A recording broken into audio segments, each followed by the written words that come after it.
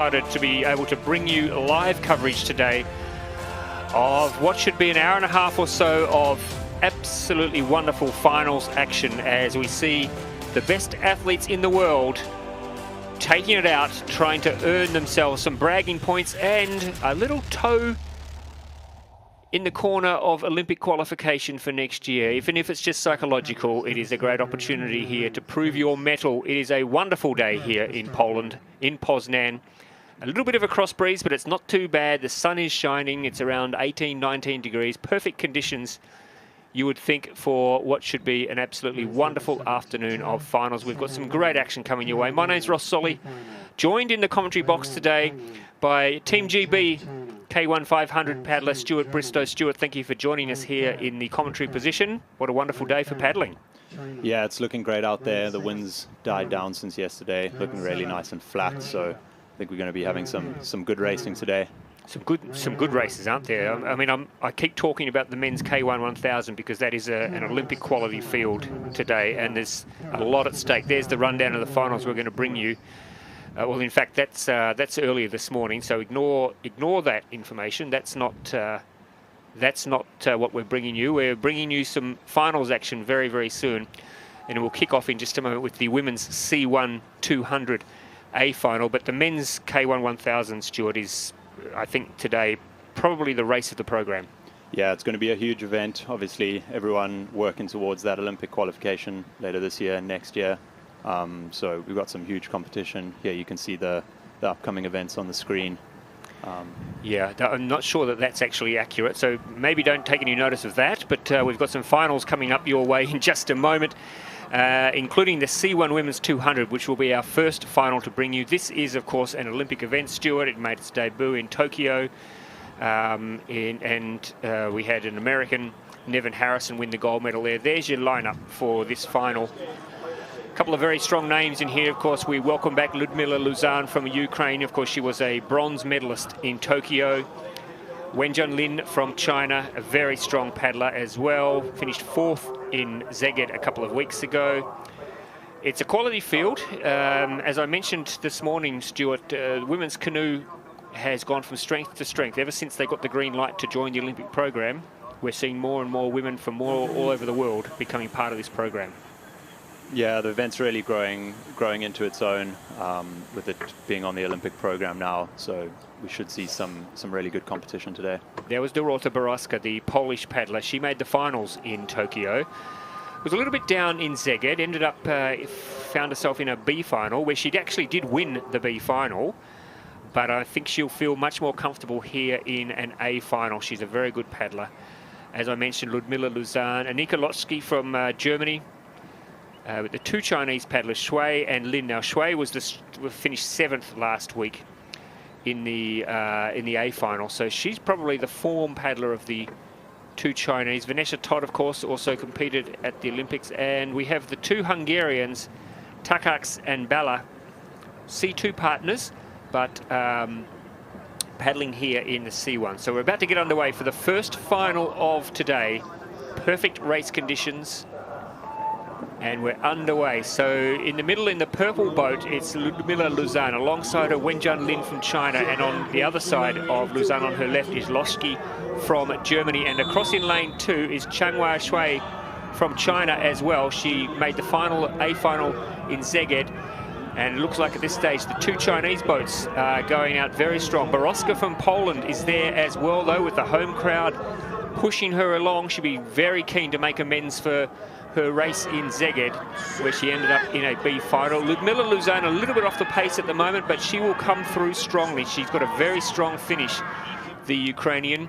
And as we come down towards the finish line, it looks like Ludmila Luzan pushing through between the two Chinese boats. It's Luzan, it's Lin, it's Luzan gets the money. Just ahead of Lin from China and Shui, the second Chinese. But Luzan looks quite surprised. I think she didn't expect to have got there, but she's very happy. Perfectly judged race, timing-wise. Yeah, you could see her stroke rate was really controlled throughout the race, and she just sort of brought it through at the end there against Lin. It's just, words cannot express how great it is to see this young lady paddling here, and in fact the whole Ukrainian team, after everything they've been through in the last 12 months or so, to be able to turn up, not only just turn up, but also to compete, and to compete at this level when your country is being bombed and you're trying to stay safe and you're worrying about your family. So you can see there, she had a lot of work to do, Stuart, at that stage of the race. Yep. Yeah, she really brought it through in that last 100, 150 meters. Look at that determination, really digging deep there. Ludmila Luzan. She had the Chinese on either side of her to get through, and in the final 50 meters of the race, just lifting out of the water almost, and look at that, that is perfectly judged. So Luzan first, it looks like Lin silver, and the bronze going to Shui from China. What a great start to the day for the Olympic bronze medalist Ludmila Luzan. Her C2 partner, and she may well be watching, has she's either just had a baby or she's about to have a baby, but congratulations. And here we are. Let's hear from the winner, Ludmila Luzan.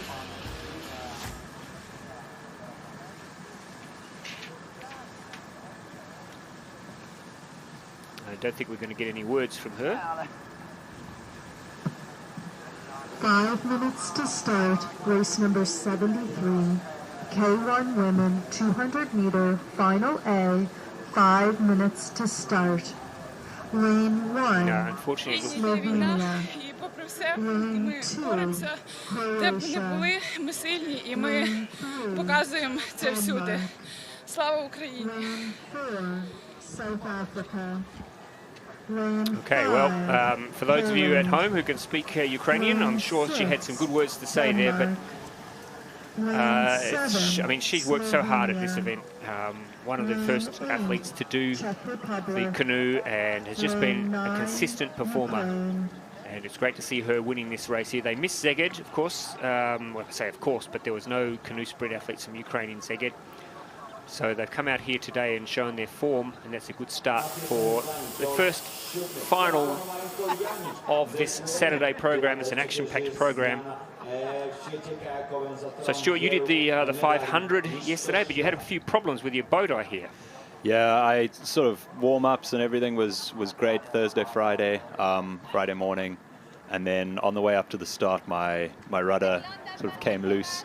So the first 100 meters was okay. My rudder managed to stay in a straight line, but I ended up finishing a couple lanes across. Oh so yeah, not my best performance, but which of course that means disqualification. Yeah, Finished outside your lane. Finished outside my lane. Fortunately, there were no boats in those lanes, but yeah, unfortunately, no progression there. So yeah. Oh, I'm sorry to hear. It's a long way to come to end up with a busted rudder. Now there's the field for the women's K1 200. And interestingly, in the middle of the field, we have Esti Olivier from South Africa. Now, you originally hail from South Africa. I know you've been speaking to Esti here. How's the team progressing, the South Africans? Yeah, it looks like they've got the green light for qualification, or at least to go for qualification for the games, which is really great to see. It's quite a small team here in Poznan. There's only 2 athletes doing the K1 and the K2 together. So yeah, it's really great to see Esti in the final, and she's sort of working towards that Olympic qualification, hopefully later this year, or otherwise at the African continental qualifiers. Yeah, I mean, it'd be great to see the South Africans back. They were not there in 2021, of course, in Tokyo, but of course, Bridget Hartley, we still all remember and talk about the medal she won for South Africa back in London in 2012. Yeah. I'm sure she'd be very happy to have somebody else take over the mantle as the latest South African Olympic canoe sprint medalist. There she is on the screen now, Esti from South Africa. Recently married, or married not so long ago, I think. Yeah. I think last year or the year before she got married. So looking at this field, this is not an Olympic event. So for most of these athletes, there's the pole, Katarina Kolodziejczyk. Now she's very fast, but the one to watch is the Dane, Frederica Mattison. She was very good last week in Szeged. She was very good at the under-23s. I think she may have even won gold at the under-23s. She is a very fast paddler, and I'm really excited to watch her and to see her progress over the next couple of years. There's the very experienced Bella Janic, who was good this morning. She was good yesterday afternoon in the 500. She will be up there for sure, you would think, challenging for a medal. A lot of fast paddlers here. There's the Czech Aneska Paladova. She also won her 500-metre heat. She's more recognised. She prefers the 1,000. She's a former wildwater paddler, actually, but great to have her here competing. And Diana Robek, who was from Ukraine, who was very good in the semi-finals this morning. So it's a very even field. Julie Funch from Denmark, we didn't see her on the screen. She's in lane 3. In lane 2 is Anna Maria Govasinovic from Croatia, and in lane 1 from Slovenia, Mia Medved. Good strong field. Yeah, awesome field. It'll be really exciting to watch, especially those middle 3 lanes. I think it's going to be really competitive right to the finish line. Yeah, I'm expecting the Dane and she's in the white and red boat, 4th from the bottom of the screen here.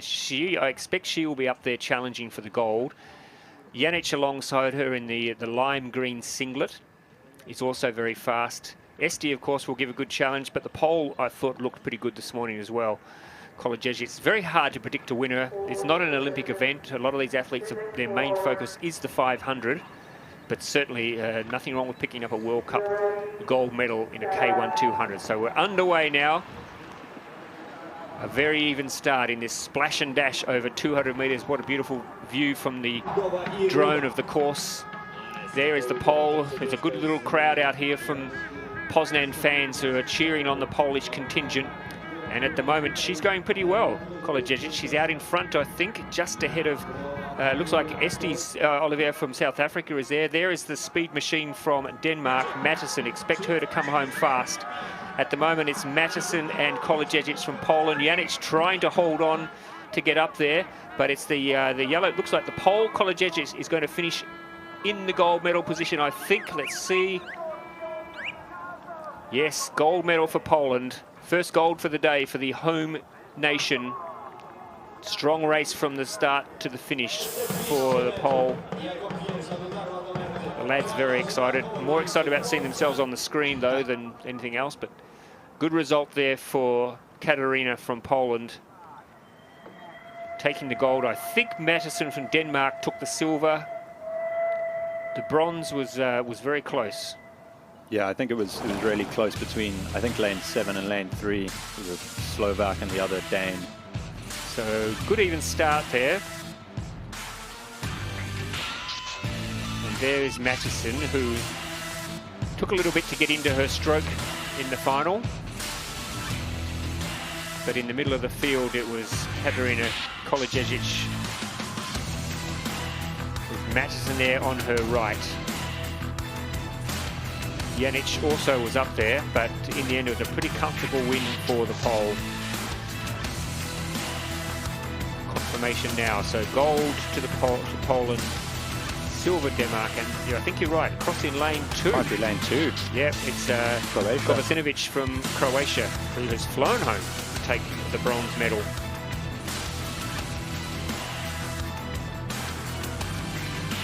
So with most of these athletes, Stuart, for the 200, given that it's not an Olympic event, would most of them be using this event just for training and for warm-up purposes? What would be the main focus for these guys?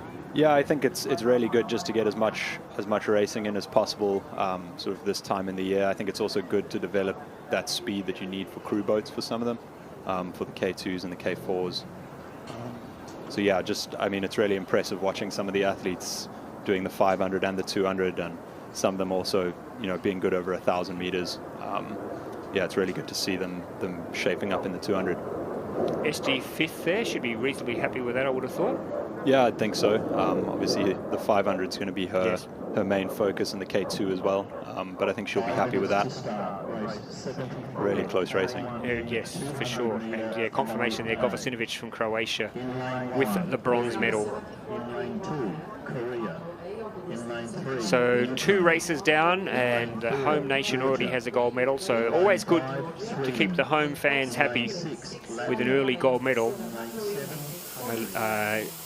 2 weeks ago when we were in Szeged, the Hungarians took a little while to win their first goal, but once they got the first one, the next one followed pretty quickly. Looking forward, as I said, to the men's K1 1000, where not only will we have the Olympic gold, silver and bronze medalists later on this morning, or today, this evening, wherever you're watching, but also it's a race-off between the two Hungarians for selection for the World Championships, which is enormous pressure and enormous excitement to bring for that race. Now, the K1 men's 200. Again, another splash and dash affair, not on the Olympics, but a couple of speed machines in this field, Stuart. Yeah, it's looking really good. Peter Menning's been looking good this weekend. I think he won his semi-final.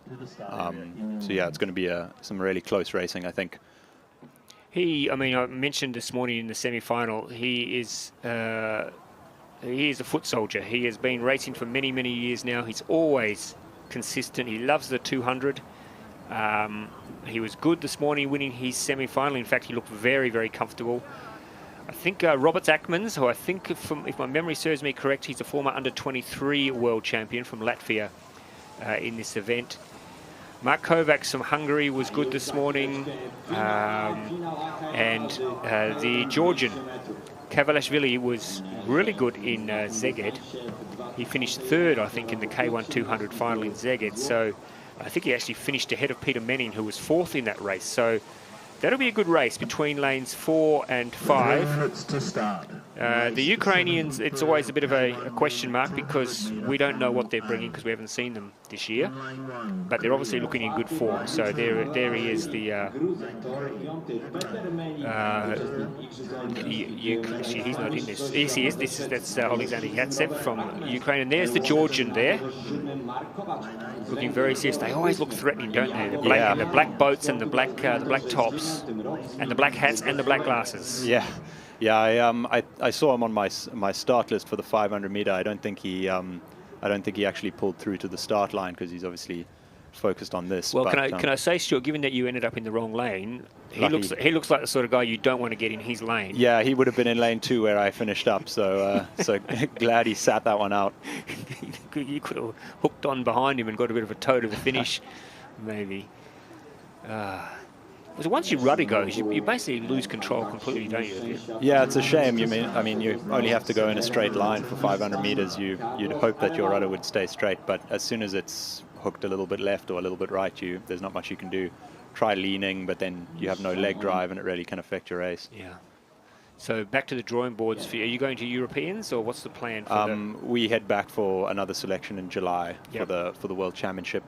So that's sort of the focus now, I guess. That most of the guys who went to the World Cup 1 have been focusing on that regatta, and we've sent a slightly smaller team to this one. Yep. So yeah, back to the drawing board for July. A lot of competition in GB, I'm sure, as there are with most countries now. There are only limited spaces available, aren't there, on those World Championship teams. To get yourself a start list there, or a position on the start list, you've got to work very, very hard. The Portuguese paddler Bebiano was good this morning. He was very fast. Well, it goes without saying, really. It's a 200-meter race. They should be fast. You'd expect them to be fast. Schmidt from Slovenia, he was good. Maybe might find it a bit tough, especially in lane 9. But 200-meter races, anything can happen. Yeah, looks like the wind's picked up slightly in the last couple of minutes, so we'll see how they deal with that. I'm not sure if there's sort of a preferred lane. Looks like it's blowing a little bit across, but still not too strong. That's Peter Menning. He and Kavalashvili will be the two favourites, and Akmens. I'm expecting lanes 4, 5 and 6 to be where most of the action is in this race. The Georgian Kavalashvili is in the all black. Next to him is the Swede Menning, and then on the other side, and then closest to the camera, lane number 6, Akmens from Latvia. So they are your big 3. Don't discount the Hungarian. Don't also rule out the Korean, who was surprisingly fast this morning and got himself into the final. So we're hoping he will put together a forward showing. But they're in the starters' hands now for the men's K1 200 final.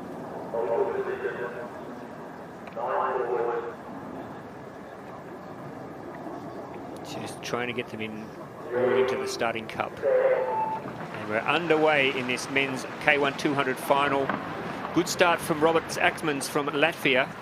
There we go. He really flew out of the start, as did the Georgian, Kavalishvili. So there we go. And it's Akmens who's really gone out hard. Wow, he has put down some pretty big strokes early on to clear out in a 200-meter race. That is a very good lead early on. Wow, incredible early speed. Kovacs from Hungary trying to go with him. Menning trying to pick his way through now.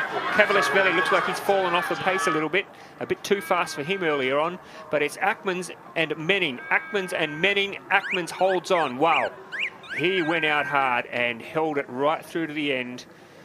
That is a very good race from the young man from Latvia. He'd be pretty happy about that.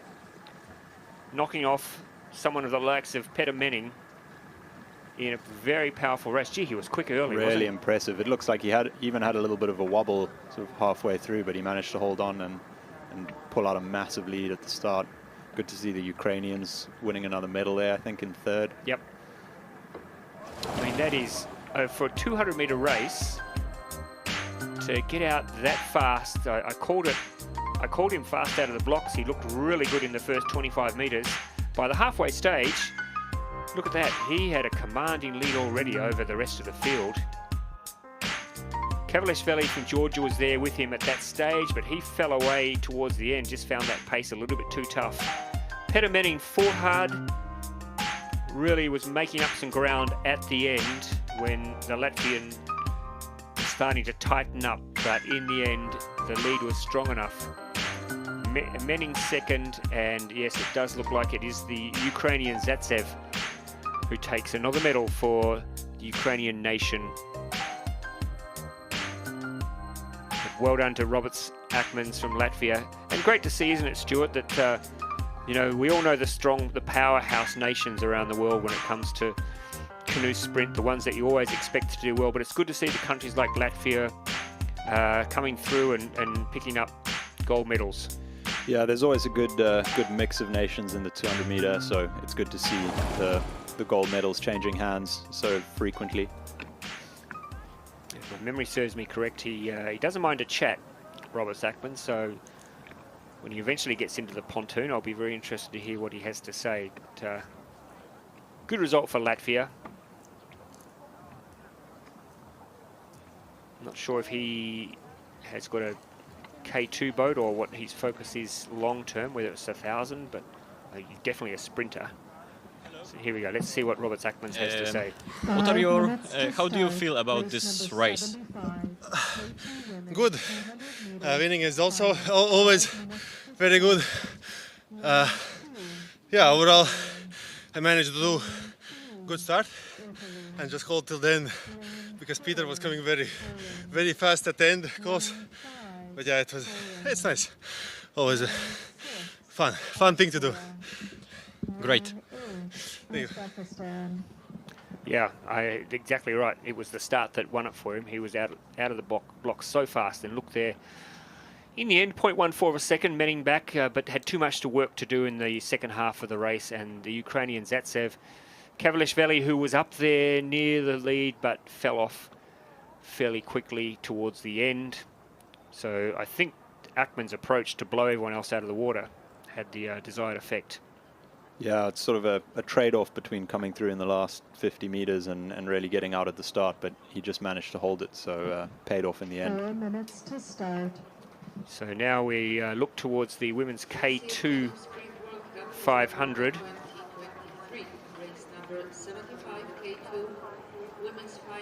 Now this, of course, is not an Olympic event.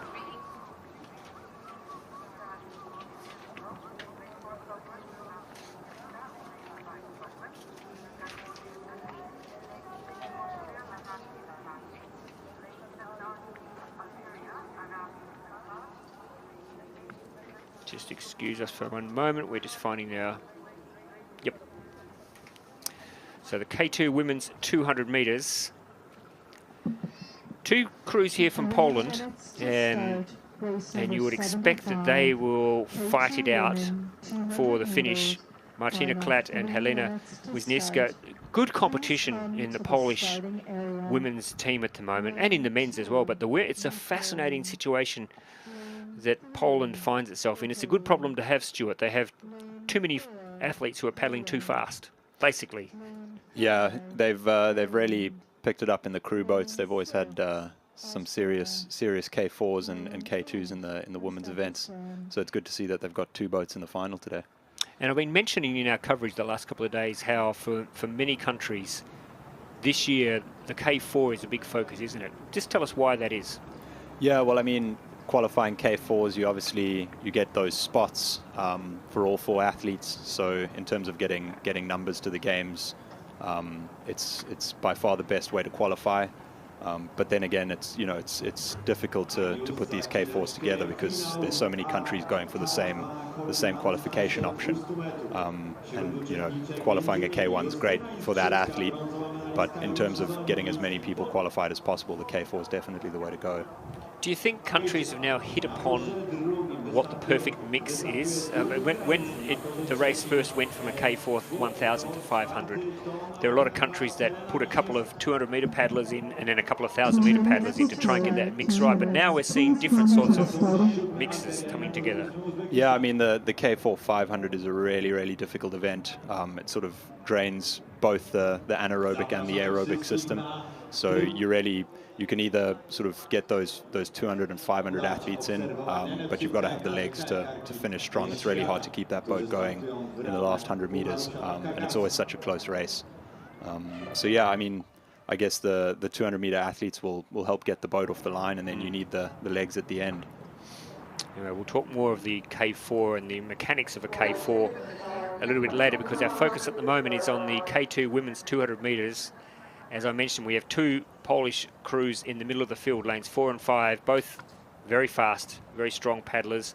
We also have a crew from Italy, Ukraine, Austria, and Uzbekistan. Unfortunately, the Algerians are late scratching. There is no, Algeria are not there, I believe. That's Uzbekistan. Algeria supposedly were in lane 7, but I understand that they are not here today, unfortunately. Uzbekistan also is a country which has come along really well. They've got a strong contingent paddling here. But we're about to get underway in the women's K2 200 meter final. Watch lanes 4 and lanes 5. They are the 2 Polish crews, the 2 red boats. And that would be, I think, your favourites, the Klat-Wisniewska combination. Alongside them, Katarina Kolodziejczyk, who's already paddled this morning, of course, from Poland, and Justyna Izrecki in the 2nd Polish boat. But it is Klat and Wisniewski who have gone out the strongest here in this K2 200. A really good, strong combination here. Couple of young girls just trying to work their way into the Polish team for the World Championships later this year.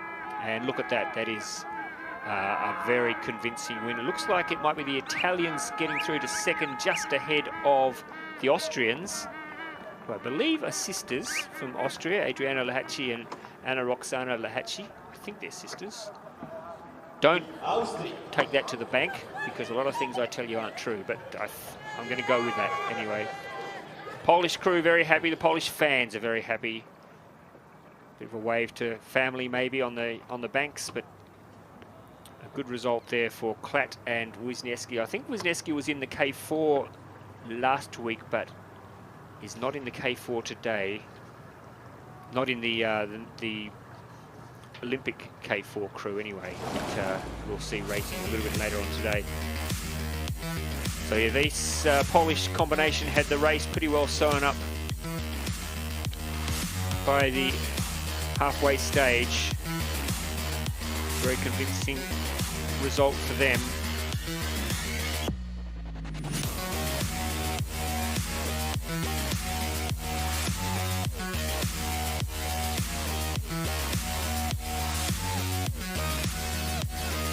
Congratulations to Martina Klat and Helena Wisniewska, sorry.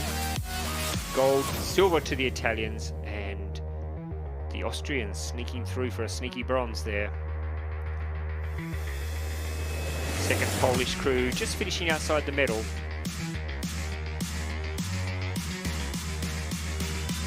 Hopefully we'll get a word in a moment from, here we go. How do you feel about the race? To był całkiem fajny wyścig. Myślę, że nasze pierwsze 200 metrów tak naprawdę na zawodach, także to nie jest to samo co na treningu, wiadomo. Mam nadzieję, że szlakowa też zadowolona. Bardzo dobre wyjście. To co tam gdzieś tam cały czas nam systematycznie ładnie wychodzi. Później po prostu widziałyśmy, że gdzieś tam mamy tą przewagę i postanowiłam troszeczkę jeszcze oszczędzać się na jutro. Thank you. Thank you. How's your Polish, Stuart? Not so great. My girlfriend's in fact fluent in Polish. Oh. Her parents are from here, but I haven't picked it up just yet. Right, So right. Well, best you work on Dobrze. that. Best. But I know that Martina especially speaks very good English, by the way. So I'll be having a word with her later on about that. Confirmation there: gold to Poland, silver to Italy, and the bronze medal going to Austria. Gold, silver, bronze, and the second Polish crew finishing in 4th position. Uzbekistan and Ukraine rounding out. A few of the athletes there were in the K1 200 earlier on this morning, so second race for them in the morning. Just keeping them on their toes. pretty close together as well. Yeah, Hard to recover between those two events. The 200 takes so much out of you, yeah. even over that short distance. So it's really good to see them coming through in the K2.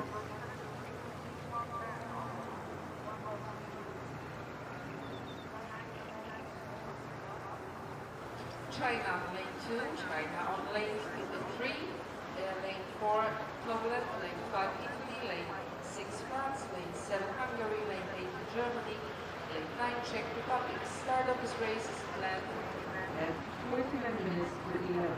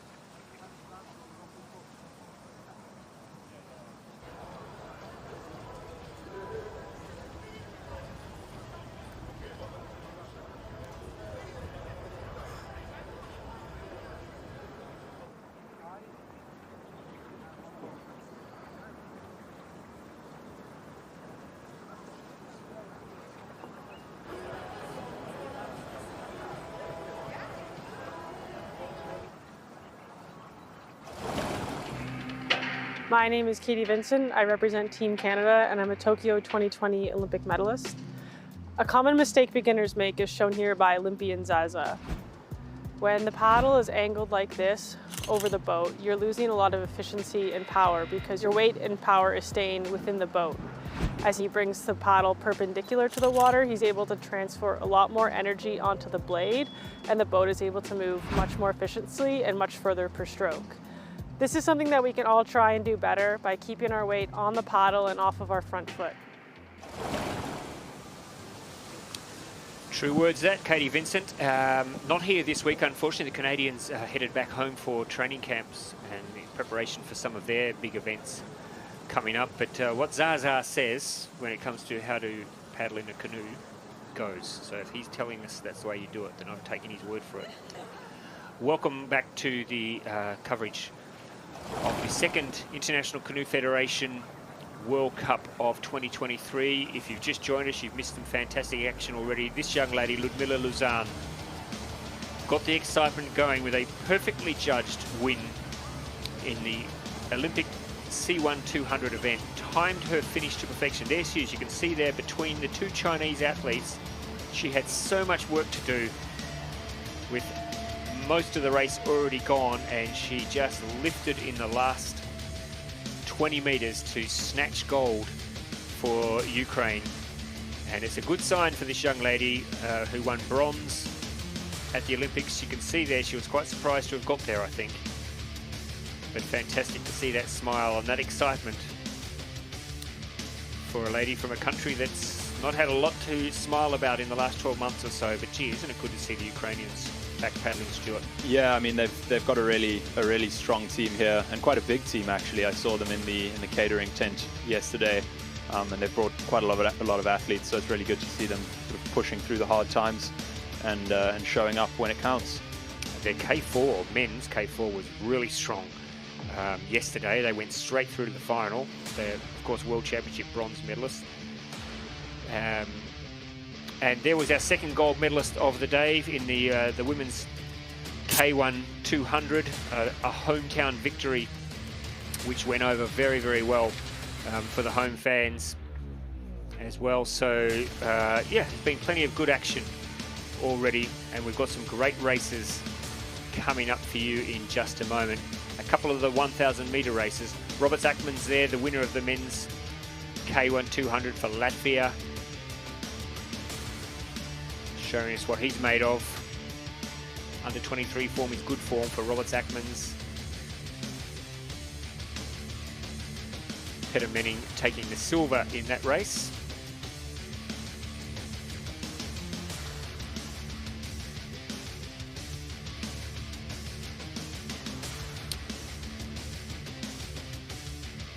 And a good crowd down here today watching. We're very fortunate. The venue here is not a long way from the centre of the city. It's a very comfortable walk and very easy to get to. So as you can see there on the hill, on the far side of the course, people enjoying the sunshine, the autumn sunshine here in Poland. And there was another gold medal for the Polish crew, the K2 200 crew. So 2 gold medals already today for the host nation. Will there be more? Will there be more for the home fans to get excited about? We've still got some fantastic races to come your way, including the men's and women's K4 500 events. We've got the men's K1 1000 in just a couple of races from now. Truly, I think, the race of the day. The men's C1 1000 will be coming up in just a moment as well. You can see there the exuberance, the enthusiasm of the athletes here. Here we are back in Poznan, Poland. We've got some great finals coming up. The next one should be an absolute cracker, Stuart. The men's C1 1000. This, of course, is an Olympic event. Martin Fuchs back. He missed Szeged. He's in the outside lane. Gee, he looked comfortable. He looked relaxed in his heat race the other day. Adrian Bart, Carlo Tacchini from Italy, and of course the Pole Glasnov, who'll probably start favourite in front of his home crowd. That could be a really interesting race. You can see them now milling around behind the starting blocks. 2 Chinese as well in this field, Bowenjai and Hua Li. Bowenjai, of course, I think he was in the Tokyo Olympics. Finished 7th last week. Yeah, interesting paddler here from Chinese Taipei, Quan Lei. He was 3rd in the B final last week. As I mentioned, the Polish paddler Victor Glasnov, he was 3rd in Szeged. Carlo Tacchini was 6th. There he is, the athlete from Chinese Taipei. Great to see him here, and he was good in the B final in Szeged, 3rd there. Bowenjai 7th in the final in Szeged in the A final, which would be reasonably good form. A couple of the paddlers missing who were there. The second of the Chinese paddlers, Hua Li, in lane 3. There is our Polish, probably our gold medal favourite, I think, Victor Glasnov. He was 3rd in Szeged, which is good form to bring here. Carlo Tacchini, foot soldier. He's been paddling for many, many years. He's doing the C2 this year as one of his events to try and get a team boat qualified. Adrian Bart, a little bit disappointing in Szeged, 4th in the B final. Be very happy to be here. Balázs Adolf also will be a strong contender. He was 5th in Szeged. David Borsch from Germany in lane 8. And in the extreme outside lane, Martin Fuchser, 5-time World Championship silver medalist, has always been consistent, but has just struggled to go that next level to get that gold. And I know how much it would mean to him to get to the Olympics and to win a medal at the World Championships. But I mean, he's been around and paddling for a long time. Yeah, I mean, as long as I've been paddling, he's been right up there. So good to see him back at this regatta. Like you say, he wasn't in Szeged. It'd be a good test, Stuart, on what effect the wind is having with him coming in lane 9, whether there's any substantial difference wind-wise. But he's off to a good start. Martin Fuchser in lane 9. It's a long race, the men's C1 1000. Probably the toughest race on the... Yeah, it must be. I mean, I've done a couple of K1000s in my time, and I don't envy the C1 guys over this distance. It's a really long way to go. A really long way to go to keep your balance and to stay on one knee and to try and maintain some sort of regular rate. But a good start, pretty even across the field as we head down the first couple of 100 meters. So the pole is probably the one we're going to be watching the closest. He was good in Szeged. He's in front of the home crowd here. So expect him to do very well.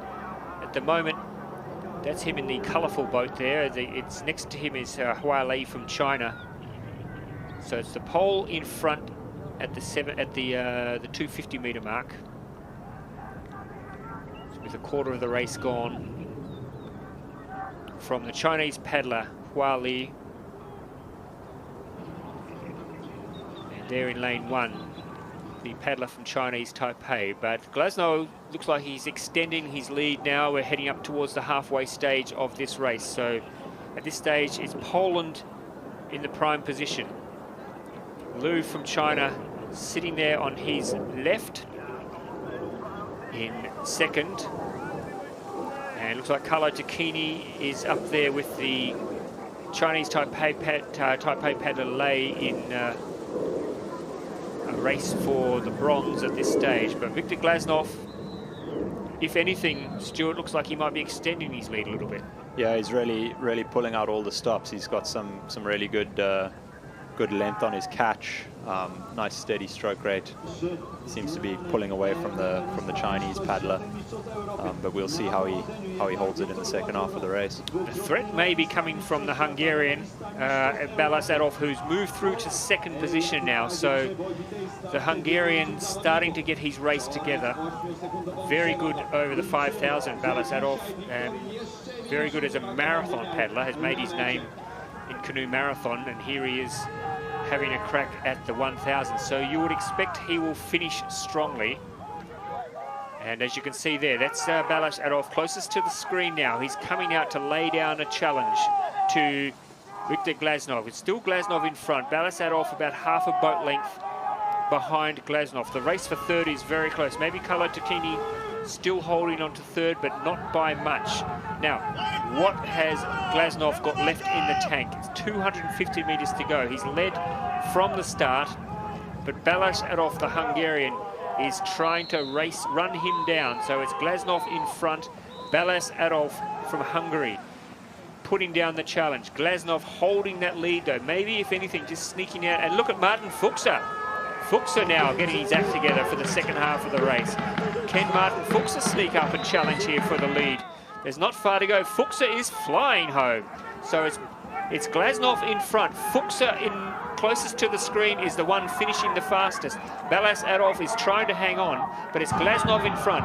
Fuchser throwing everything. Look at him go. The Czech, he is rattling home. Martin Fuchser, Viktor Glasnov. It's a race between two, Glasnov and Fuchser.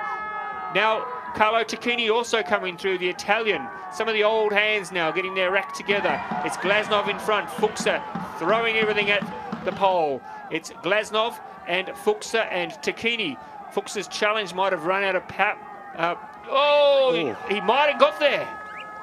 He might have got there. Martin Fuchser in lane 9. Maybe. My goodness, that last 25 metres, I thought he was gone. Yeah, I thought he was gone.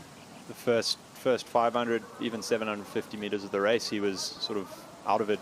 The pole looked like he had it, but it looks like he might have just pipped him on the lunge. He has timed that to perfection.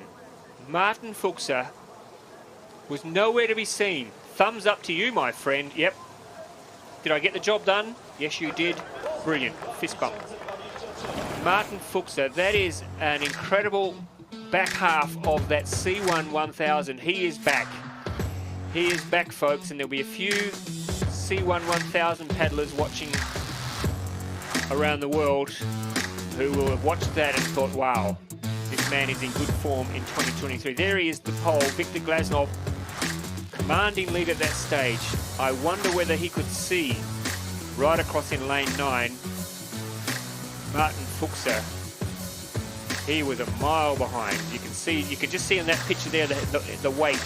So here he is now. This is getting up towards the finish line, and Fuchser was really throwing him down here.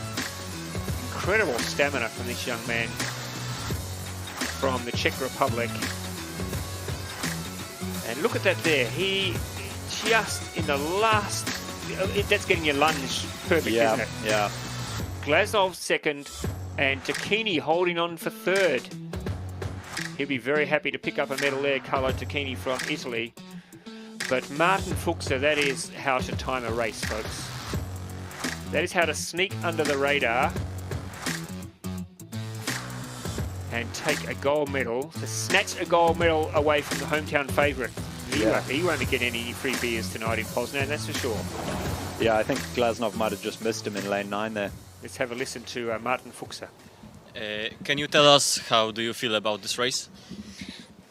I hope that I was one. So I am really happy that my first international race in C1 win the race. So very good for me. Thank you. Yeah, that's his first. He didn't do the C1 in Szeged.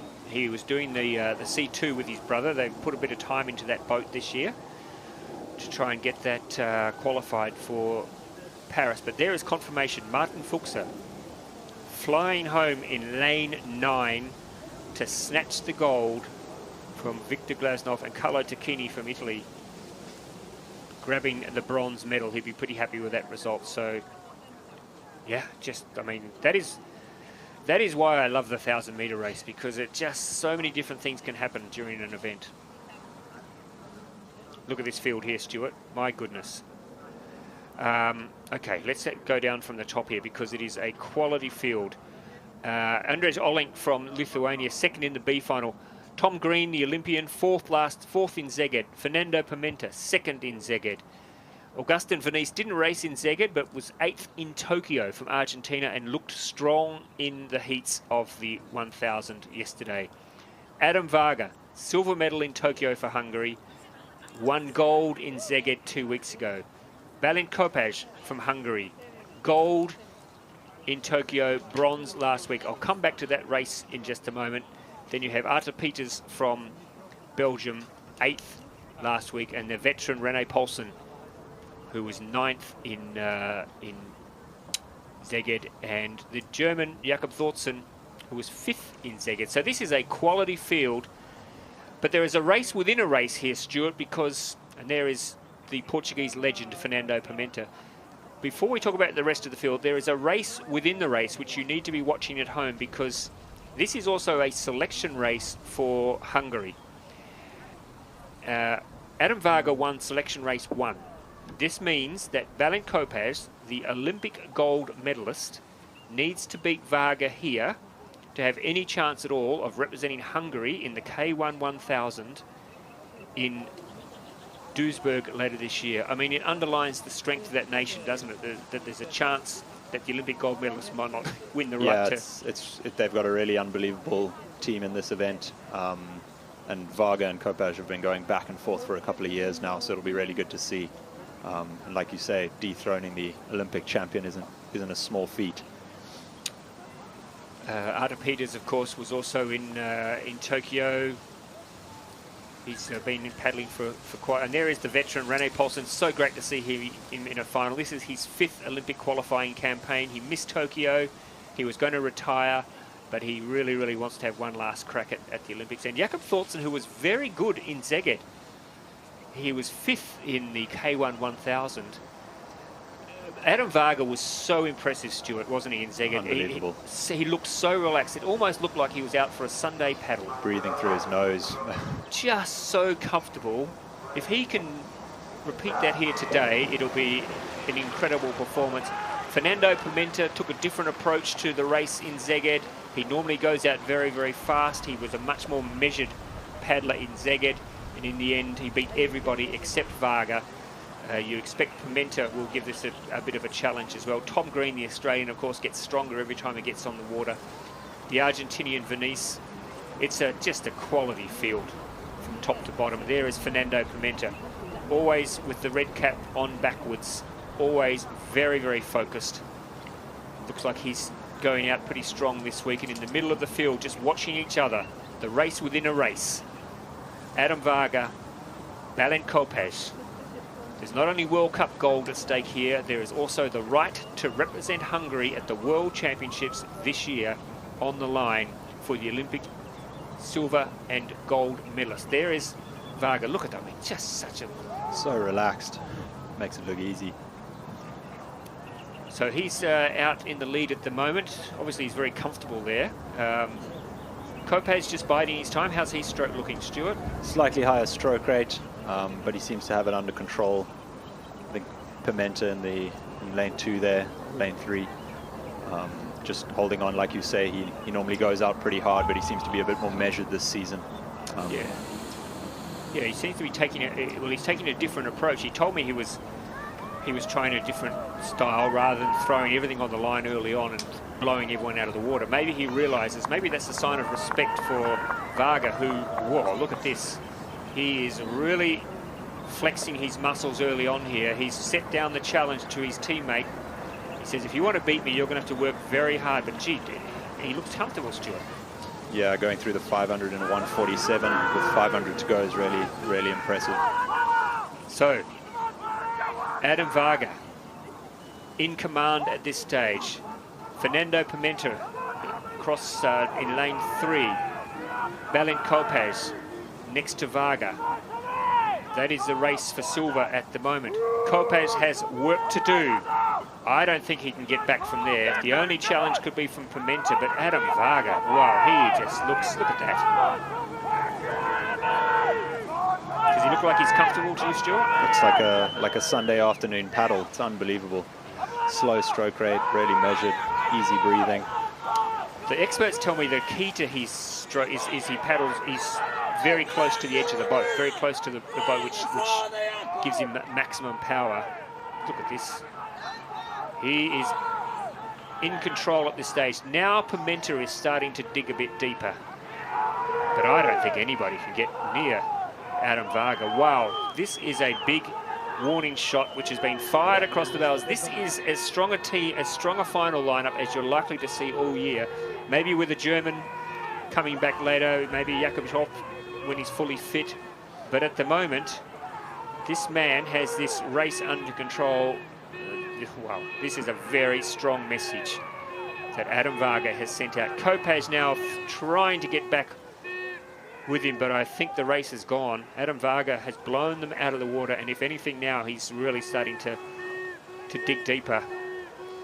Kopecz working hard. He knows that everything is on the line here. His chances of getting to the World Championships have slipped away, though, certainly in the K1. Hats off to you, Adam Varga.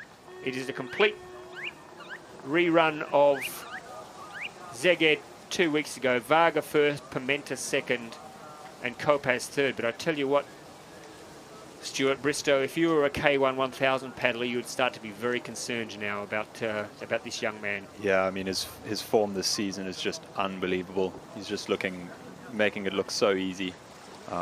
Really, really good race to watch. if you can call it a race. Yeah.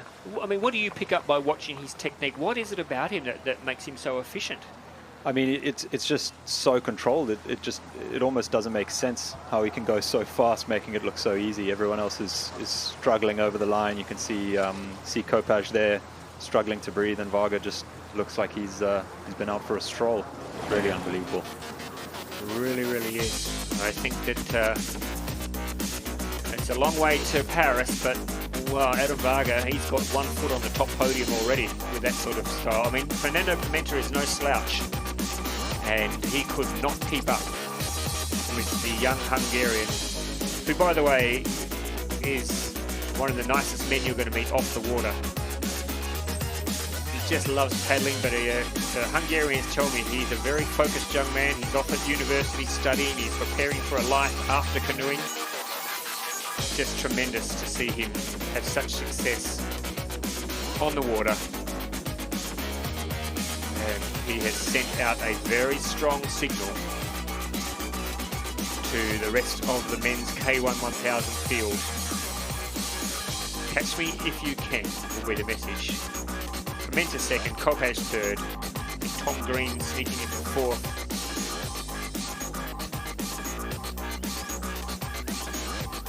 But it is Varga first, Daylight second in the men's K1 1000.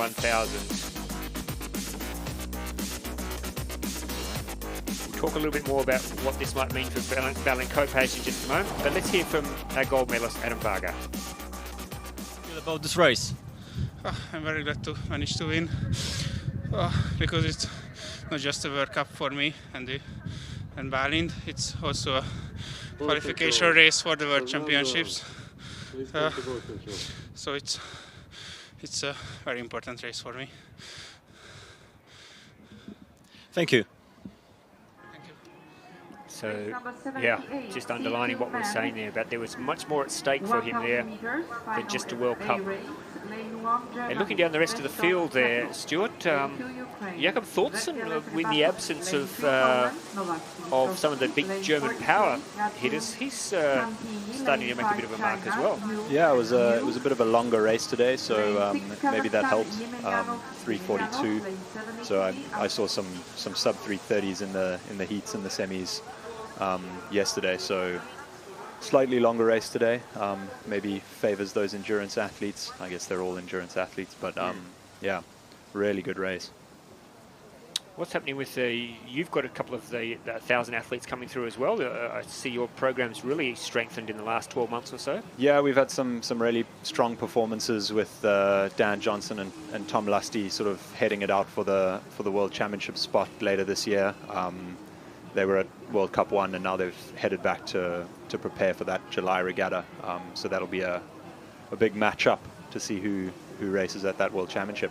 I wonder if they were sitting at home watching today, what they would have thought about what they saw. I'm sure they were watching, and I'm sure that everyone looking to do this event is getting worried now. But yeah, unbelievable performance from Varga. Just looked uncatchable. So we're now turning our attention to the C2 men's 1000. Of course, this was on the Olympics in Tokyo, but in Paris it'll be the C2 500. But that hasn't diminished the quality of this field. Germany, Ukraine, Poland, Italy, China, Kazakhstan, a second Italian boat, a second Polish boat, and the Slovakians as well. The Italian crew of Kratchun and Santini there, former world champions in the C2 500, so it'll be very interesting to see how they go in this race. And the Chinese Yu and Yu, and the Kazakhstan crew of Yemenelyov and Yemenelyov, I'm not sure whether they are related, they may be brothers. And there is the second Italian crew of Alfonsi and Zella. Have you done a lot of team boat paddling, Stuart? I mean, at a sort of national level, and when I used to compete for South Africa, I did a couple of K2000s. But now, obviously, that's shifted to the K2 500. So we're sort of looking to put together some boats.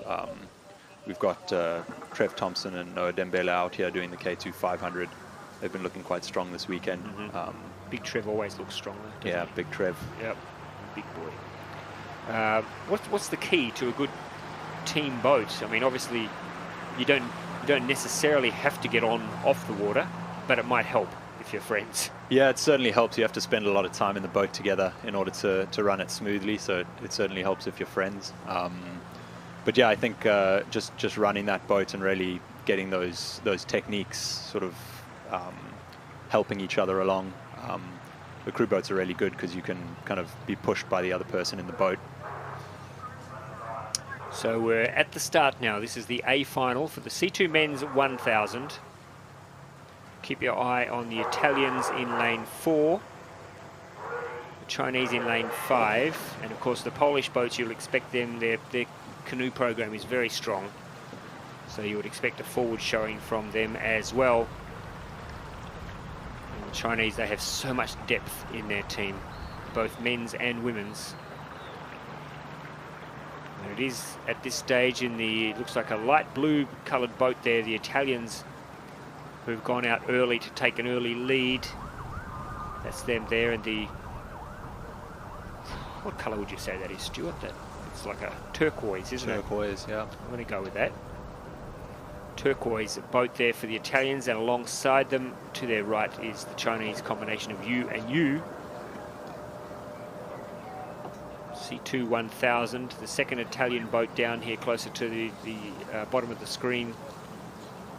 It's going along nicely as well, and alongside them is the Polish combination of Klos and Sieradzin.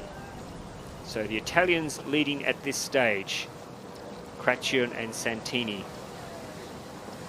Yu and Yu from China, and the Polish boat of Nowacki and Witkowski on your screen there. Also going well, but it's the Italians at this stage who, as we head down towards the halfway stage of the race, have taken an early commanding lead. But as we've seen already today, Stuart, the race isn't won here. The race is won in the last 200 metres. Yeah, you can see the Slovakians coming through strong in lane 9, staying in medal contention. So Kratian and Santini at the moment, as we come down to get the split at the halfway mark.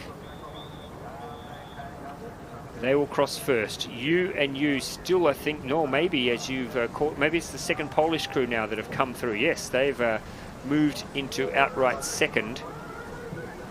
There's Klos and Sieradzin have moved into second position. So are they going to chase down the Italians? Have the Italians kept anything in the tank? They are very good 500 metre paddlers. Kratian and Santini. They need to hold this together now for the second half of this race, because there are plenty of challenges now lining up, including the Polish combination of Klos and Sieradzin. That's them on the bottom of the screen. Are they making any ground on the Italians? On the other side of the Italians, it's the other Polish crew. So they're in a Polish sandwich at the moment. The Italians, because they've got Poles to the left of them, Poles to the right, and they're stuck in the middle with them. It's Kratian and Santini still with a stranglehold on this race. Can they keep it together for the final 250 metres?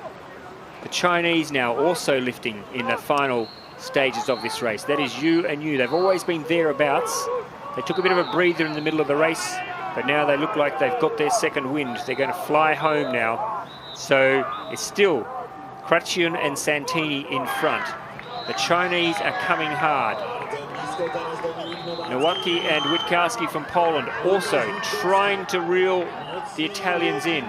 But look at that. That is a lead which is not going away. That is Kratian and Santini from Italy. They've been there since the get-go. A very powerful race from start to finish for these two Italian paddlers. The race is on for second. It looks like the Chinese may get up Yu and Yu to edge the Poles out, although it's going to be very, very close for silver. Gold to Italy. Oh yes, the Chinese crew sneaking into the silver medal, and bronze going to Nowacki and Witkowski. But that's a strong 1,000 metre race for the Italian, Stuart, leading from start to finish. Start to finish, yeah, sort of photo finish for that second and third place. But I think the Polish might have got it, or maybe the Chinese. We'll see. Another race decided on the line. Yeah, I think the Chinese got up for the second position, you, but I'm only going off my tired old eyes and what I saw, but I think they may have just snuck in ahead of Nowacki and Witkowski. But we'll get official confirmation in just a moment. We hope you're enjoying this coverage of our second International Canoe Federation Canoe Sprint World Cup, coming to you from Poznan in Poland. Always put on a good show here in Poznan. Excellent conditions today for paddling. And we've seen some fantastic finals. There's still great racing to come, folks. We've got K4s, which are always very entertaining and very exciting. Looking forward to seeing how that plays out this week.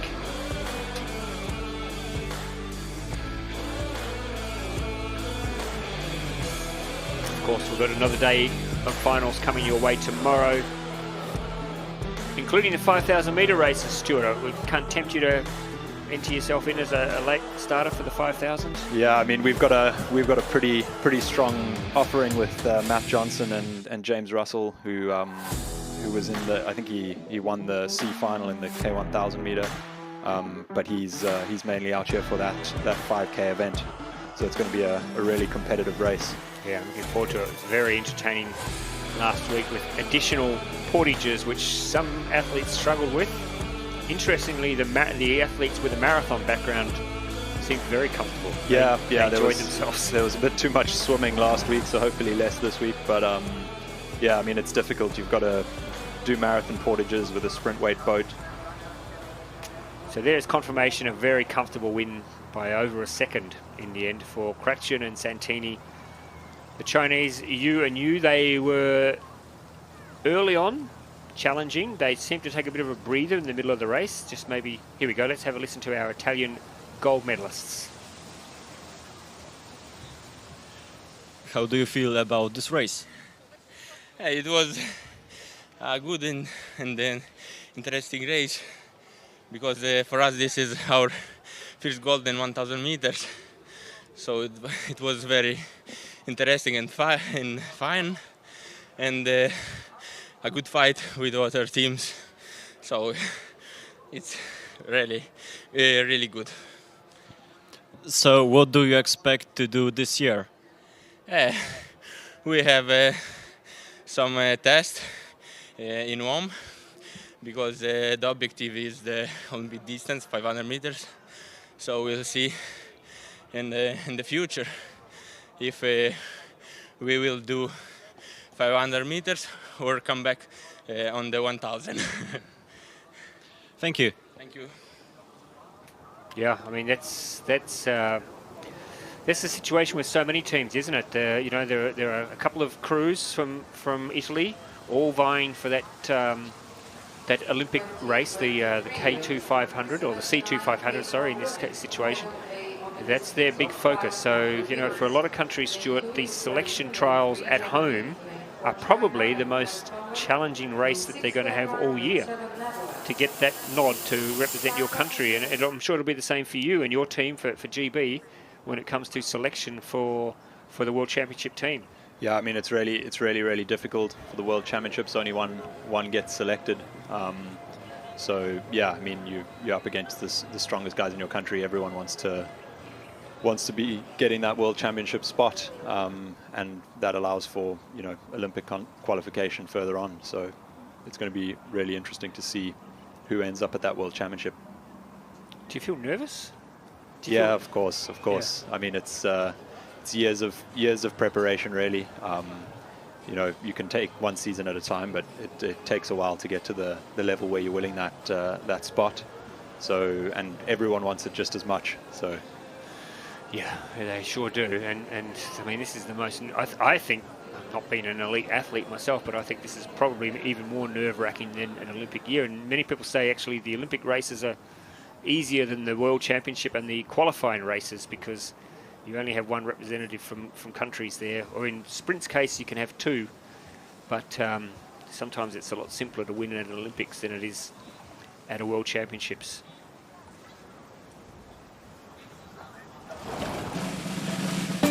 Hi, my name is Karina Larniz. I'm Isabela Burto Romero. Hello, my name is Beatriz Briones. I'm Marisela Montemayor, and we are the Mexican K4 Women. So winning the bronze medal for us last year was something really special. We shared the podium with these big athletes that we never thought that we could, like get these results. I can't find the words, but it was like really special, something that we will remember because it was really important for us and for the country. So we are really like proud and also confident in the things we can do. Being in Paris for us is our main goal. We have been working hard after Halifax, and we have a lot of work to do. I think Paris is very close to us, but until August we will be sure about it. Our feeling is that we are more focused, we are growing as a persons and as an athletes. We are looking for some more achievements. We're looking forward to it, and that will be continuing making history.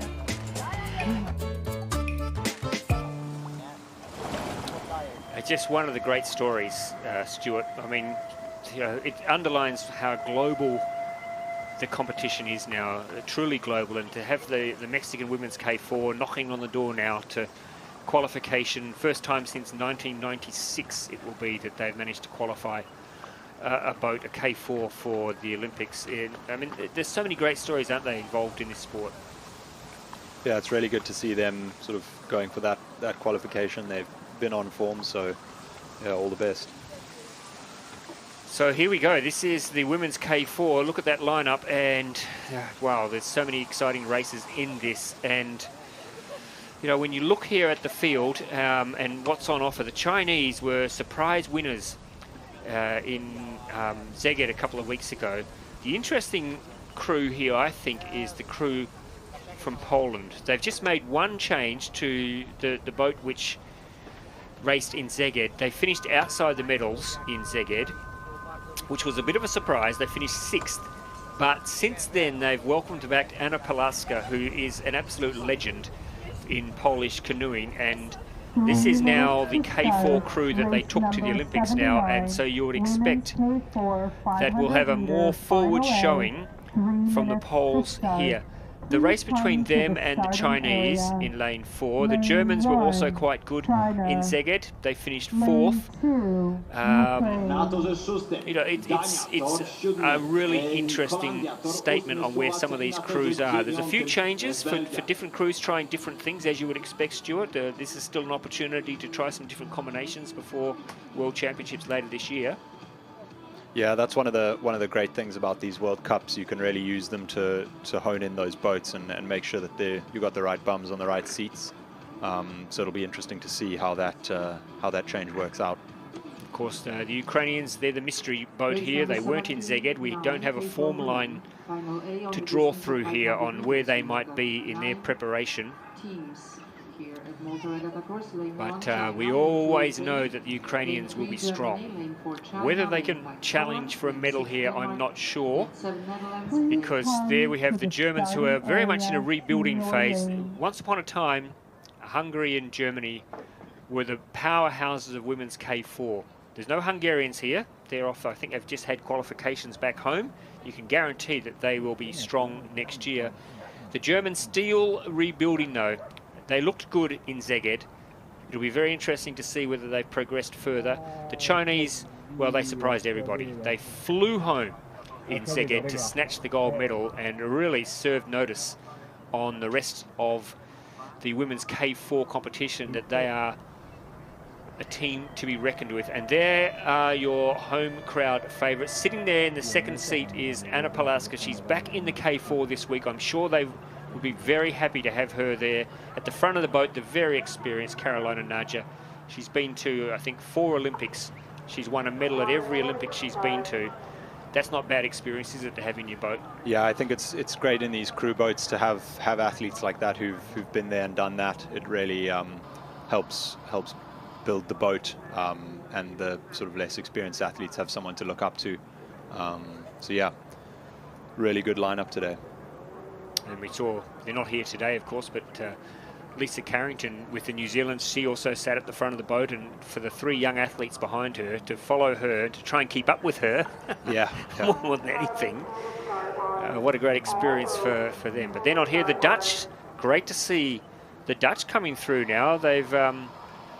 It's a different looking crew. There are a couple of changes for the crew that raced in Szeged. They finished 8th in the B final, so they'd be very happy to find themselves in an A final here. And the Belgians, they finished strongly in the semi-final this morning to sneak through into this final. Sitting in the middle of the boat there, Peters and Brock, the K2 combination that have been paddling together for a long time. So the Belgians just building a K4 as well, but we're underway.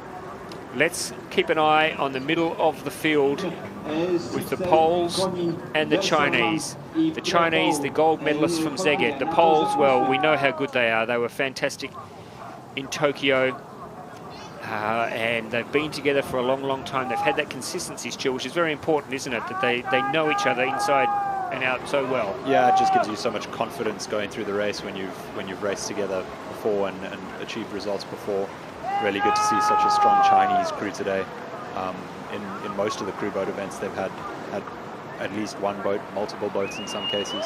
Yeah, really powerful, strong team. But that is your hometown favourites. Closest to the camera there, that is your crew from Poland. Right next to them are the gold medalists from Szeged. Exactly the same crew from Szeged. The Chinese sitting second at the moment. Now in Szeged, the Chinese finished strongly. They ran over the top of the rest of the field. Can they do it again here in Poznan? They look like they're really digging deep now. It's going to be a race between China and Poland. The Polish crew just in front. The Chinese, you'd expect them to start coming out, but it's the Poles, in fact, who are now starting to pull away. So Poland, the crew of Naja, Palaska, Kakol and Puta, they look like they've got this race under control. A really strong race. You can hear the Poznan fans getting behind their hometown favourites. They've got big hopes for gold in Paris next year. That is a gold for Poland, silver for China, and it looked like the Germans taking the bronze. Another good result for this young German crew as they rebuild. But that is a really good result. They looked more together this week, and I think they will welcome back. I know one person doesn't make a big difference, but having Anna Palaska, being able to tap on her shoulder and get her back in the boat made a big difference, I think. Yeah, I mean, it looked like they led from start to finish. In K4s, it's really important to get that speed up and keep it up till the end. So they just managed to hold off the Chinese and even put in a bit of a gap towards the end. It's always exciting when you're on the telly, apparently, so they tell me. So let's have a look now. Yes, the Belgians got a good start closest to screen, but yes, as you said, Stuart, the Polish boat very fast early on. The Chinese stuck with them. It was a race in 2 for most of the race. The rest of the field struggling to hold on. I think the German team would be relatively happy. That's 2 good races they've had now at the 2 World Cups as they try to find the ideal combination to take them to Duisburg for the World Championships. Of course, the K4, Stuart, is one of the only events where all the Olympic quotas are filled at the World Championships in Duisburg. Yeah, it's a really important year for the K4 qualification. It's an awesome event, and like I said earlier, it's quite a few spots to qualify, so it'll be some tough competition. So what I mean by that, for those listening at home, is that there are no other chances to qualify a K4. No continental quotas available or anything. You have to qualify your K4 at the World Championships. So it's very important that you have a crew that can get you into the final. Looking forward to hearing what the girls have to say after winning another gold. What's that, 3 in front of the home crowd today, I think? So yeah, really good showing today. Yep, good show for the home crowd fans. Let's cross down in just a moment and we'll hear their words of wisdom after taking gold.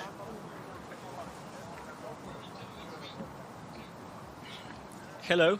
Can you tell me how do you feel about this race? Well, great. We are in good form sport at the moment. The important things for us is to win qualification Olympic Games on the World Championships. And what do you think will happen this year? Right now we don't know. We are focused for this start in here and tell coach for us later. Thank you. Yes, I'm sure the coach will have happy things to say. He'll say congratulations, well done. But as we've been saying, Stuart, there's so much depth in the Polish team. Trying to get a ticket on that K4, it's the hottest ticket in town, isn't it, for any team, but on that Polish team with so much depth.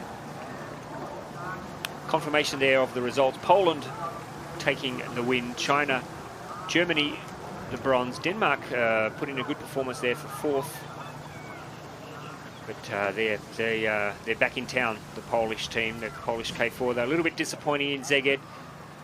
One small change to the lineup, though, made a big difference, I think, and they've gone from 6th in Szeged to gold here. Of course, no New Zealand here, no Hungary, but that is still, you can only beat the team, the opponents that are put out on the water against you, and that is a good result for Poland. We turn now to the men's K4. 3 minutes to start of race number 80. K4 I'm excited for this race, Stuart, because Lithuania, we talk about ideal combinations for boats. When you look at that Lithuanian K4, there are 4 200-meter specialists, basically, in that boat. They've gone in there and they have turned that into an absolute speed machine. They were incredibly fast and surprised everybody in Szeged.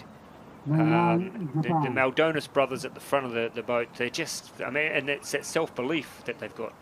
Yeah, they've been in really unbelievable form. Obviously taking the win in Szeged, which I don't think anyone was expecting. So yeah, it's interesting to see how those 200-meter paddlers have been able to sort of get the legs to do it over 500 in the K4. And the thing was, in Szeged, that was the way they finished. They flew home to knock off the Spanish, who are formidable, the Germans as well. It was a really strong performance. But what's going to be interesting here is in lane 5, the Ukrainians are back, and they were very good. Gee, they looked strong yesterday. It is exactly the same crew that won bronze at the World Championships last year. So again, Stuart, talking about teams that are stuck together, they've trained together all the time, they know each other's strengths and weaknesses, and that is something which will hold them in good stead, I think, today. Yeah, it certainly helps with confidence, confidence to win. So it'll be really good to see if they can challenge Lithuania today. That's the Ukrainians there in the yellow and blue boat, looking to take a gold medal here and send a big signal, send a strong signal. The Germans aren't here, the Spanish aren't here, but Lithuania will provide a very good test for the Ukrainians. I think of the other crews, Stuart, obviously Australia were good in the semi-finals this morning. We know that Denmark is going along quite strongly. In fact, I think they won their semi-final. They won their heat, Denmark, so maybe they've got a combination here to watch as well. Yeah, I think it's going to be some really close racing. Another Polish boat in the final. Good to see Japan in there as well. It's a really quick race, so I think it'll be really close all the way to the finish line. And the Italians, we shouldn't discount them because they have Manfredi Rizza in there, who was the silver medalist behind Liam Heath. Yeah. No, sorry, behind Sandor Totka in Tokyo. So we know that he's fast, as is Di Liberto. So 2 speed horses in the Italian crew as well. But let's watch this race. Watch the Ukrainians in the yellow and blue boat, and right next to them, the Lithuanians. They will be the 2, I think, that will be throwing down the biggest challenge to the rest of the field. This will be a real splash and dash affair, and they are underway. Good even start. Nobody had too many problems as they get out of the starting blocks. The Lithuanians quickly into their rhythm. And they've gone out with the Ukrainians already, Stuart, and it looks like the Ukrainians flexing their muscle early on. Look at them go. Poland on the far side as well. Yeah, indeed, with Stepan, with Grabowski, Wujak and Mikalski as well.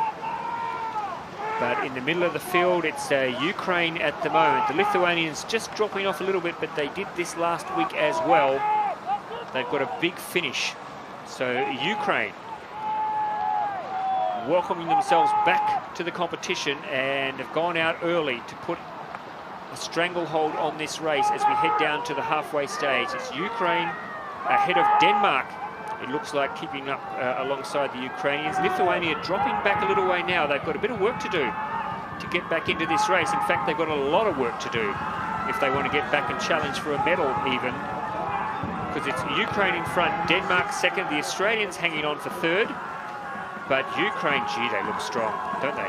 Yeah, really impressive performance. They've just blown the field away. You can see Lithuania coming through now. But I don't think anyone's going to match Ukraine. No, that is, it looks like the Australians will get up for second, which we'll be happy about, and third to Denmark. But I think if the Spanish crew and the Germans are watching at home, they'll know that here is a crew that, I mean, they've just had that consistency of personnel, and coming back this week after missing Szeged and showing in their smart new outfits. I like the look, I like their tops. Very smart indeed. Yeah, nice boat too. It is a good boat, isn't it? Yeah. Yep. But showing that they are a force to be reckoned with. Welcome back to World Cup paddling Ukraine. Been a good day for the Ukrainians. They've picked up a couple of gold now.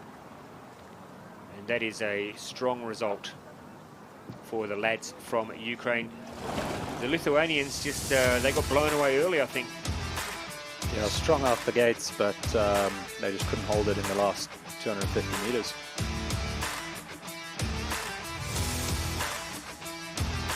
And they were strong from start to finish. The Australians will be encouraged by that result. Certainly with Riley Fitzsimmons in the front of the boat, powering home. You can see there they were sitting in midfield, but coming home nice and strong to take the silver.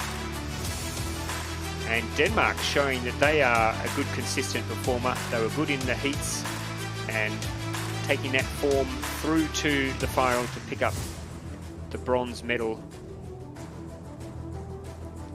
Get confirmation here, but yeah, that is a very convincing win in a K4 500.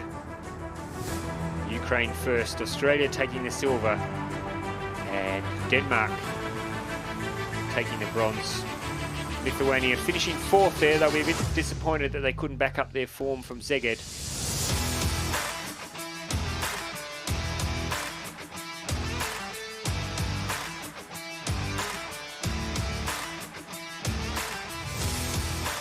As we said before, you can only beat who they put on the water against you, and the Ukrainians came out today and have made a statement in this event. There's the Lithuanians congratulating them.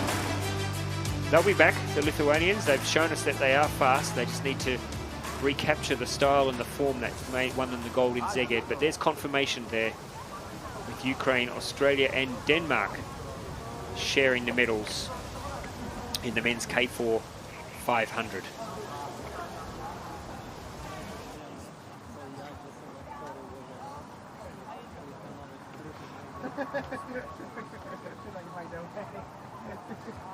And the Ukrainians coming into the dock now. We'll hopefully get a quick word with them about their result.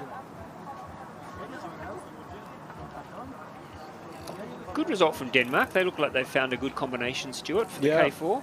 Yeah, really good to see them challenging in this this K4 event in such a crucial year. So I think they'll be happy with that, and it's something that they can work on going into the World Championships. Yes, and as we've said before, you get that K4 qualified and solves a lot of your problems. Or it creates problems in some ways. Who's going to do the K2? Who's going to do the K1? Let's have a listen to our Ukrainian gold medalists. Hello, what do you think about this race? Можна українською? Ukrainian language? English. Not English. It was very hard but very good race. Yeah. A very big thank you from my team for this race and for this win. Okay, and what do you expect from this year? Don't understand, Sorry. Окей. Бро, можна? Ми хочемо сказати в першу чергу за все привіт. Країна, привіт. Родичі, привіт, батьки, наші любі. Ми хочемо сказати Європі дякую за вашу підтримку. Просимо у вас F-16 для пацанів. Просимо у вас все, щоб тільки можна було. І дякуємо нашим захисникам за те, що ми можемо тут прославляти нашу страну, нашу країну. Також привіт нашим близьким та рідним. Велике вам дякую. Well, there you go. They did their best with English, which is good because their English is much better than my Ukrainian. Yeah, I think they've sent out a pretty strong message there that they are a team to be reckoned with for the remainder of this season as we head towards the World Championships in Duisburg and those all-important Olympic quotas.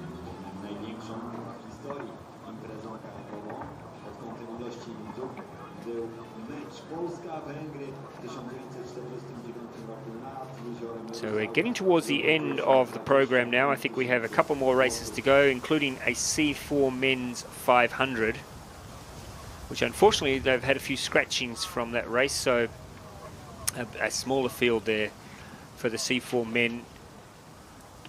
And then we will finish up with the C2 women's 200, which we saw this morning in the semi-finals. Some strong combinations in that race as well. So what happens from here, Stuart, for yourselves, for Team GB? Do you stay in the UK and train now, or do you relocate to Europe? What's the usual approach? I think for the athletes that aren't out here currently, they're back in the UK training for the July selection, which will be the selection for the World Championships, and then that World Cup 3 in Paris. So yeah, I think everyone after this will sort of head home and reconfigure things for that July selection and then onwards to the World Champs. And so is your July selection, is it a sudden death race off, or is there a series of races? How is that going to work? So it's I believe it's going to be a best of 3 situation. So they'll have the heats and then the finals, and if the same person is winning both, they'll get the selection. However, if there's one and then another, then they'll have a third A final essentially to select that boat for the World Championships. And just for people listening at home, so they get some idea of the intensity of these sorts of races, how many athletes do you expect will be challenging, for example, for the K1 1000 for Team GB? I mean, the whole A final is really challenging. You know, we've got some really good pedigree with Dan Johnson and Tom Lusty, who've really been on form this season. But you know, it's anyone's race, and so there could be 7 or 8 athletes. I would think so. And obviously, conditions can prevail in some circumstances. You know, Nottingham can get quite windy, which can change the results dramatically. I know my sort of last under 23 selection in 2019, the wind picked up and really changed the results. So it just depends on the day, really. And I mean, this is what I was saying before about how, for many countries, for many athletes, the toughest race of the year could well be, and for your K1 1000 crew there, of which you're one of them, Stuart, I mean, it's such an intense couple of races and so much on the line, and probably even more so than any other race you're going to do all year. Here we go now. This is the C4 500 meters. 2 crews from Poland and a crew from Ukraine. In this, unfortunately, we've had some scratchings, which has kept this down to just 3 boats in this final. But it is the Polish crew of Kotecki, Slawinski, Witkowski, and Kolodic in the middle of the field, who are leading at this stage. The Ukrainians on their left, sitting in the silver medal position, and then the second Polish crew on the outside. as we head down towards the finish line, but it is Kociewski, Slawinski, Witkowski and Kolodic from Poland who will take the gold. It looks like the second Polish crew will come through to take the silver. And then the Ukrainians, who are fighting back a little bit now, maybe they have found a second wind as we get to the close to the finish line, but it's Poland gold and silver and Ukraine taking the bronze for the C4 men 500, our penultimate event on our finals program for today. Some good strong races we've had today, some interesting results. I think Stuart will walk away from this thinking there's a couple of athletes who have really put their hand up today, even though it's a World Cup and we're still a long way out, but there are a couple of athletes who have sent a very strong message today ahead of Olympic qualifiers later this year and then ultimately the Olympics in Paris. Yeah, it's been a really good event to sort of see where the competition is. Obviously that K1000 meter with Adam Varga getting the Hungarian selection for the World Championships, unbelievable event. Yeah, I think that definitely was one of the takeaways. I think the finish of Martin Fuchser in lane 9 in the men's C1 1000 was undoubtedly one of the highlights. Oh yeah, yeah. I think the Polish athlete just didn't see him coming in his rearview mirrors, and he just managed to sneak it in the last 100 meters. It was a really good event to watch, right on the line. The Poles have been strong today, as you would expect, in front of their home crowd. They will be a force to be reckoned with in Duisburg in August. Do you like Duisburg? What's the feeling amongst athletes with the Duisburg? Yeah, I think it can kind of go either way depending on the wind direction, but it's a course that's been on the program for a while now, so I think a lot of athletes are comfortable there and have raced there quite often. So yeah, it should be a good World Championships. Okay, well here I think we'll hear from our Polish gold medalists what they thought of that race.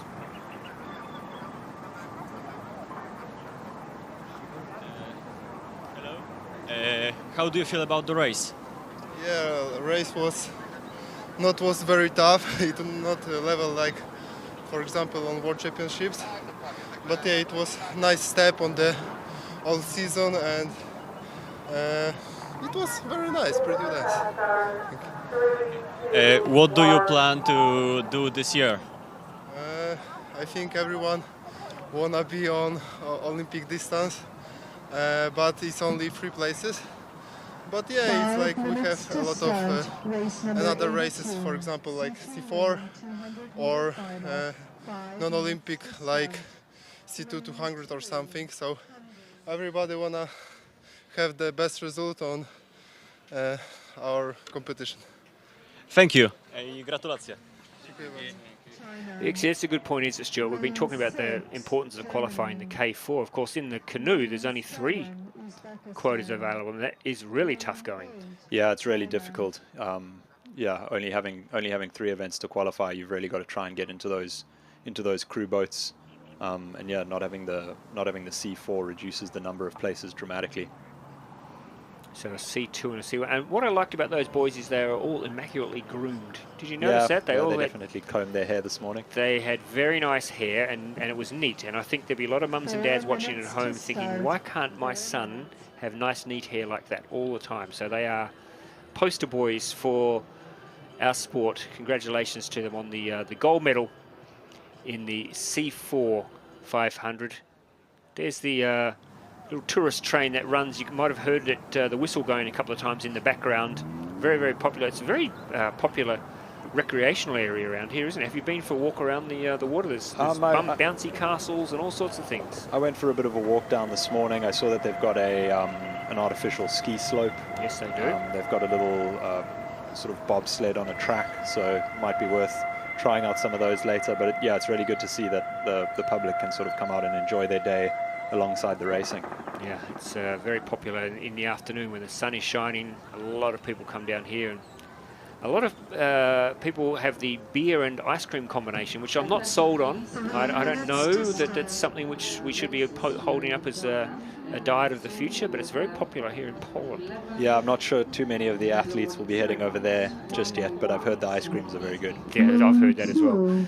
So our final event for this finals session for today, and it is the C2 Women's 200. The Olympic event is the C2 500, but there are a couple of combinations racing here who will also be doing the C2 500. So we will get a bit of a look here. And in fact, we have in this race, and there are the Poles, Steny and Mendelska, one of the favourites you would think. And alongside them will be one of two Chinese boats, Shui and Lin. Interestingly, in lane 9, lane 8, we'll get to them in just a moment. In fact, I'll wait until we get to them.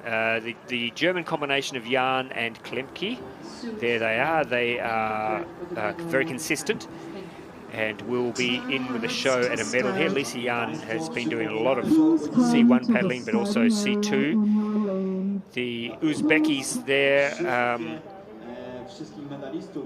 are young, very young, and still learning their way, but good to see them in an A final. And in the outside lane here, Stuart, these are Olympic gold medalists and world champions and absolute legends in women's canoe over the 500 metres. 200 doesn't seem to be their go, certainly wasn't their go in Szeged. I'm not sure whether they've refined their racing style for here, but I mean, they are, in women's canoeing, they are virtually unbeatable as a C2 combination and have been since Tokyo, but it'll be very interesting to see. I think the other Chinese crew of Shui and Lin have their measure. Shui and Lin are both C1 200 paddlers as well, and they've combined for the C2. But fantastic, there they are, Olympic and world champions. Yeah, it's really good to see, and it just shows you the level of competition over this distance. But it's really good to see them in a 200-meter final for the C2. Now the Polish crew of Steny and Mendelska finished 4th in Szeged. Interestingly, Zhu and Sun, that we were just talking about, the Olympic champions, they finished 8th in this race in Szeged. So definitely the shorter distance doesn't seem to favour them. The Chinese combination of Shui and Lin was 2nd in Szeged, so that is good form to be bringing here to Poznan. Of the rest of the field, there's a Hungarian combination who are also quite good. They looked good in Szeged. Opowski and Gonsol in lane 2. A second Polish crew of Luck and Dorozinska in lane 3. Then Steny and Mendelska, Shui and Lin from China, Jahn and Klemke from Germany, Favisa and Zakharova from Uzbekistan, and the Olympic champion Zhu and Sun closest to the screen as we're underway. And it is indeed Shua and Lin from China in the middle of the field who got the best of the start. The Poles going with them, Steny and Mendelska. But it is, and the Germans are also up, that's Jahn and Klemke, but it is at this stage Shui and Lin from China who've snuck out early to a lead. Zhu and Sun a bit more competitive this week. They're up there challenging for a medal, but it's Shui and Lin. The Germans, Jahn and Klemke, breathing down their necks though. And closest to the screen it is Zhu and Sun as well, also vying for a medal, but a solid win there for Shui and Lin. The Germans taking the silver, Jahn and Klemke, and Zhu and Sun finish up with the bronze, but little doubt there about the winning combination. Yeah, but I mean, it's really good to see the athletes sort of transferring their skills in the 500 over to the 200, and like you said, a much better performance than Szeged. But yeah, undoubtedly that first Chinese crew really dominating that race.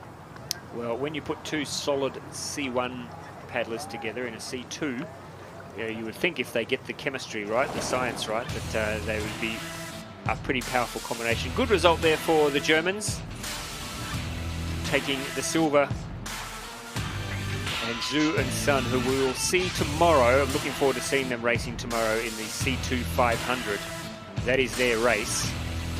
I'm looking forward to seeing tomorrow if they can continue this stranglehold they have on the Olympic event. But congratulations to Shui and Lin. I think Shui won earlier on today, or picked up a medal earlier on today as well. So she's had a good day. And a very comfortable win in the end. Congratulations to China. Germany silver.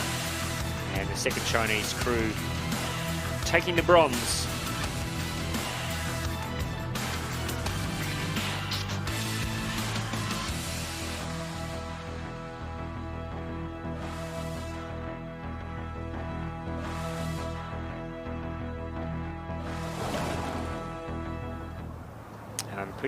I'm not sure they speak much English, so we'll cross down in a moment and see if we've got any insights we can get from that race.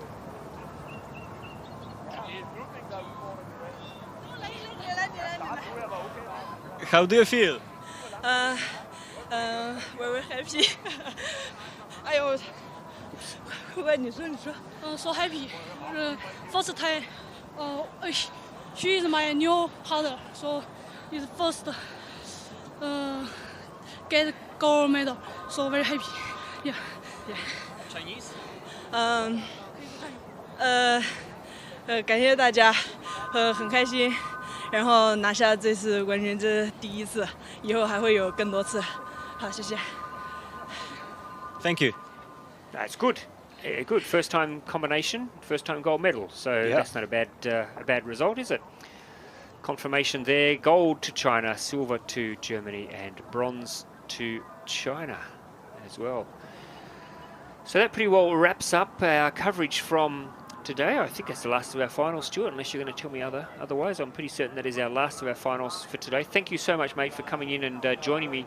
What's your takeaway thoughts on what you've seen today?